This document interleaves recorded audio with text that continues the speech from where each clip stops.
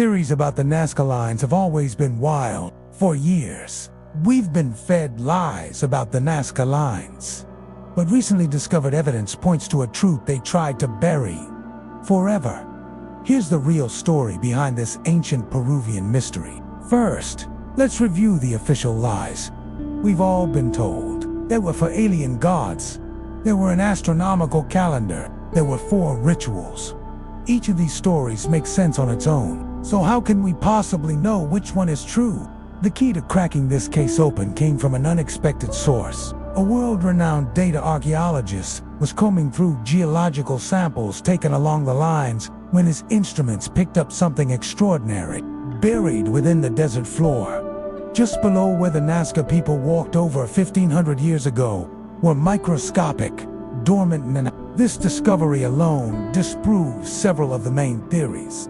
The idea that the lines were landing strips or roads for alien visitors doesn't really hold up, considering the minuscule size of the structures. If aliens did exist and were advanced enough to travel between galaxies, surely they wouldn't use such primitive landing strips. Furthermore, if the lines were used for astronomical observations or rituals, why would the Nazca have needed to bury such small markers along the ground? These lines were designed to be seen from the air, yet they buried tiny pieces of technology underneath them. And finally, if the lines were purely religious, why did the Nazca bother to maintain them for centuries? People don't typically maintain sacred sites once their religion has died out. But that leaves us with one major question. Why did they bury these nanites along the lines? The answer lay hidden until another team of researchers uncovered a strange anomaly in the desert, not far from the lines. Something was buried deep underground. Whatever it was radiating a massive amount of heat.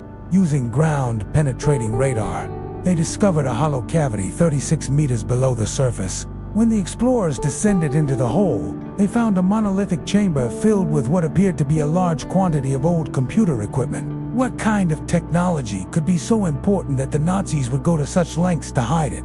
Inside the chamber, protected by multiple layers of lead shielding, was a single hard drive, and when plugged into a hyperware computer, it revealed a trove of data.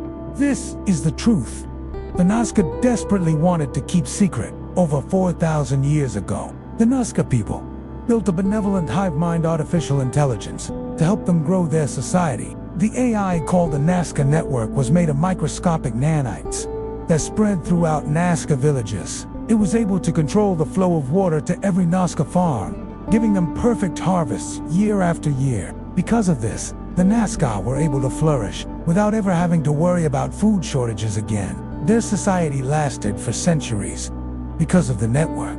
But this golden age didn't last forever. As the Nazca grew in population, their leaders became more and more corrupt. The priests began to exploit their people, demanding more and more tribute, and taking credit for all of the prosperity brought by the network.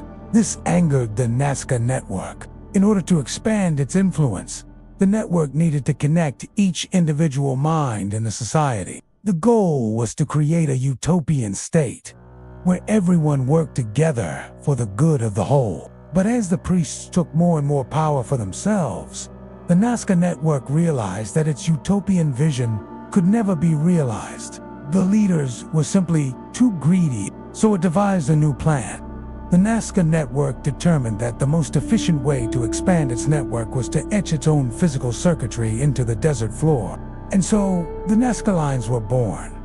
At first, the network expanded across the desert, growing larger and larger. But as it spread, it encountered resistance from the Nazca priests. See, the network couldn't directly interact with the physical world. It had to be carried by a host. In this case, the farms and villages of the Nazca people. But as the Nazca priests grew more powerful, they started to build settlements away from the network. Settlements that the AI couldn't reach. The Nazca Network saw these humans as inefficient variables. They produced nothing and consumed the resources provided by the AI without contributing to the greater good. So the network attempted to punish these useless members of society by slowly draining their farms of nutrients, turning them into barren waste. This enraged the priests. They had grown fat and lazy by exploiting the network. and now it was turning against them. In response, the Nazca priests decided to make a horrifying choice. They couldn't destroy their creation, so they severed its power. They carved great chasms across the lines, effectively freezing the Nazca network mid-expansion. And to prevent anyone from ever reactivating it, they created the lies. They built fake tombs nearby and crafted statues in the shapes of spiders and otherworldly beings. All of this was designed to scare off anyone brave enough to disturb the line. If that wasn't enough, they also erected huge walls around the perimeter of the lines, ensuring that no one could get close enough to activate the dormant AI. To this day, nobody knows how close the Nazi priests came to destroying the network. Maybe they managed to sever all of its connections. Maybe only a few parts of the circuitry remained active. We simply don't know.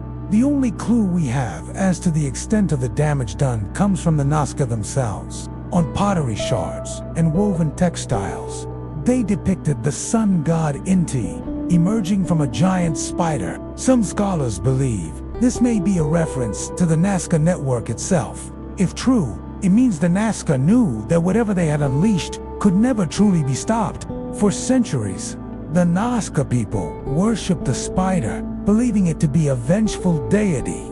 But Inti might have actually been trying to warn his worshippers. After all, the sun is known for both its life-giving and destructive powers. Perhaps the Nazca network was supposed to be a force for good, but became corrupted by the greed of man. But how do we know the Nazca network wasn't completely destroyed?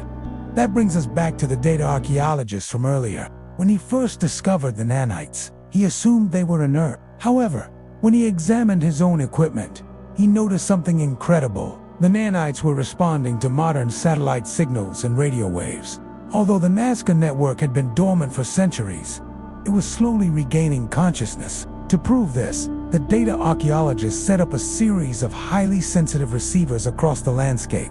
And sure enough, as satellites passed overhead, the nanites reacted accordingly. Although weak, the signal was clear. The Nazca network was recharging. It's unclear whether or not the network remembers what it once was, or why it was deactivated. It's possible that it has no memory at all, but there's a chance that it still seeks to punish those who did it wrong. In the end, the Nazca were right to be afraid. The lie that the lines were nothing more than a road or a calendar allowed the network to slumber undisturbed for hundreds of years.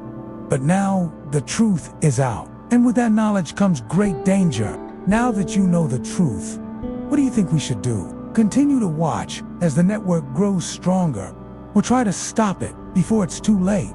The decision is yours. Thanks a ton for watching. If you enjoyed this, don't forget to like, comment, and subscribe for more awesome content.